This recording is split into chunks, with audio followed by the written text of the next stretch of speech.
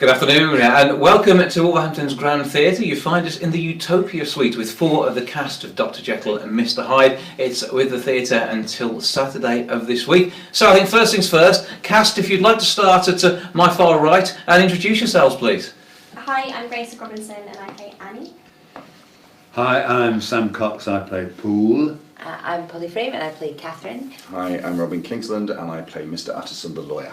So we're going to have to get a little bit of a background to each of those characters as we go through, because with this it is based on a novella, but there are a few tweaks to make it all work as a stage show, and it's an adaptation which is maybe slightly different to what people have seen before. Mm-hmm. So let's again, we'll go back the other way now. So explain a bit how your character works within the story. Well, actually, my character works in many ways in the play the way he does in the book, in the sense that Mr. Utterson the lawyer is a very old friend of Jekyll's, and becomes aware of this person who seems to be connected with Jekyll and using his home as a base and doing all these terrible things, and then sets out to become something of a sort of detective. And my role in the play follows that fairly closely. And when you are not in costume here, it's difficult to spot the you that is in costume. So although I've seen this, it's hard work for me because you guys are all completely in character, and that can be said of Phil with his character as well, and the way in which everybody changes around quite a bit. And there's some amazing moments in it. The set is awesome too, and you guys are all using this to absolutely full effect, aren't you? So let's move on. Let's find out a bit about how you work within the show. Well, I played the part of Catherine Urquhart, who is Dr Jekyll's sister, who doesn't appear at all in the book. No mention whatsoever. No. So she doesn't exist in the novella. So she's completely a creation of the playwright David Edgar, and I think the idea is to add to the kind of psychological background of Jekyll and sort of complex reasons why he might go into this sort of experimentation between his two selves. It's a lot to do with the dominating father, who was also in the world of kind of scientific experiments, and the sister, and I don't want to give away too much, but the sister and Dr Jekyll have had a sort of turbulent upbringing, and there are events that happen much early on in their history that are sort of a warning to what's going to happen later in the story. So I think that Catherine is there as a sort of plot device to flag that up somehow and to make it turbulent. It expands the story, and expands bits of the story which you don't see in the novella. Yeah. And I think that's probably important as far as putting together a stage show where you're trying to give the bigger picture, and there's a lot to this. So you know it does help there, doesn't it? Yeah, and in the novella, obviously the story is around all the men and his work life in London and his friends, but you know, in another life situation there are going to be women in Dr Jekyll's life, so it's an exploration of who those women were, so that there are women represented on the stage as well. Okay, so Sam, next to you. Well done, Polly. That was a very good I didn't realise that before. Okay, I play the butler Paul, and I haven't read the book, the novella from which the story derives. But the butler's got an important part in all this, because he's noticing there is something going on here. Yes, he does, and well, he's in the house. Pretty much, he is the house, and when this strange person appears in the house, it disturbs him greatly. He doesn't like the look of him at all, and it's not right. It's not in character with his master to have these sorts of friends. It's very strange and odd, and things have been a bit odd since the beginning when the play opens anyway. You know, he's allowed this young woman to come into the house. This doesn't happen in the book, I believe, does it? No. The part, well, you'll get round to Grace's character, but she's as far as I think Paul is concerned, at the beginning of the play, she is really something to be kept away from the nice furniture upstairs, the company of the house. She inveighs, as far as he's concerned, she inveigles herself in. For some reason, Jekyll is happy to have her there, which is not right for Paul. So there's you follow his relationship with Jekyll also through his relationship with Annie the maid, and he sort of becomes, although it's not really specifically written into it, he sort of becomes a little bit of an ally of hers when Jekyll starts to show very uncharacteristic moods and tempers. Mm-hmm. We won't give any of that thing away. Yeah, no spoilers. We're not doing spoilers. No That's spoilers. important. But, Right, so so you see his relationship with Jekyll shifts and changes to it because of what goes on, and his relationship with Annie shifts and changes Mhm. as it goes on. it all evolves. It evolves, which is nice to have in a play. You know. Okay, so then to our interloper. So I play Annie, who works for Catherine and then runs away to work for Jekyll in London. Those spoilers. Yeah, and she obviously gets caught up in everything that's going on. So it's an intriguing way of looking at different aspects of life, and in some of the film adaptations, obviously you get a massive makeup transformation of the actor playing Dr Jekyll and Mr Hyde, but on a stage show that doesn't necessarily happen, and it's not really necessary, but because of the way Phil plays the part, you do get it from his personality and the clear acting changes that there is somebody different, and therefore it's not beyond belief that the characters that you guys are playing wouldn't realise it is actually him. So that must be interesting, and it must have been great the first time you did this in rehearsals. This started to develop. What was it like for you in particular, I suppose, because you're seeing both of them quite a bit? Yeah, no, it's just, I mean, it's a joy to have watched Phil kind of work on the character and develop the character and develop the physicality of the two characters. And obviously he's done his fair share of playing, for want of a better word, slightly gnarly characters. So but actually seeing the shift between that and the very kind of urbane and together Jekyll is really really nice, and it helps you to believe, because obviously there's a certain amount of suspension of disbelief that's involved, even for us, and it does help enormously that he's got such a different physicality and such a different sort of manner as one as opposed to the other. Well, if you have any questions, this is a Facebook Live, you can interact. I'm watching the feed now, so do get in touch if there is anything that you do want to know. But equally, when it comes down to putting this on stage and touring around with it, it must be great to get the different reactions. I mean, you just literally minutes ago come off stage for a matinee, and a matinee audience is very different to an evening audience. And are the matinees prepared to be scared, or is it a little more frightening of an evening, do you think?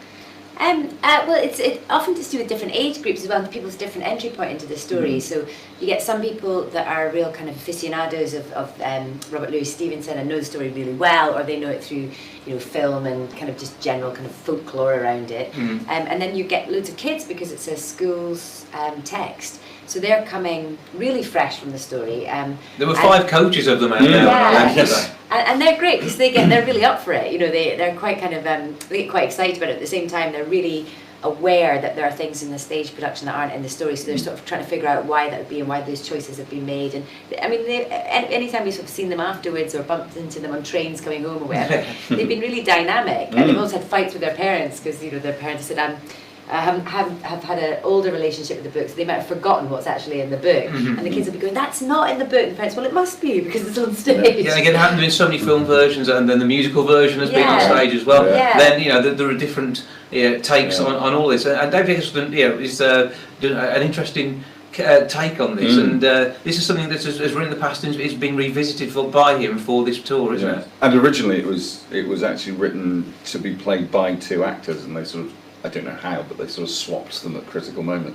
So Trapdoors or something. I think it's even more credit to Phil really that he's managed to pull off this double character. Yeah, there may be no technical swapping, but it is still a very technical set, and I assume that was one of the things you all had to do, is be walk through, don't stand here, that's going to change, this bit moves, and there's doors, windows, and all sorts coming and going.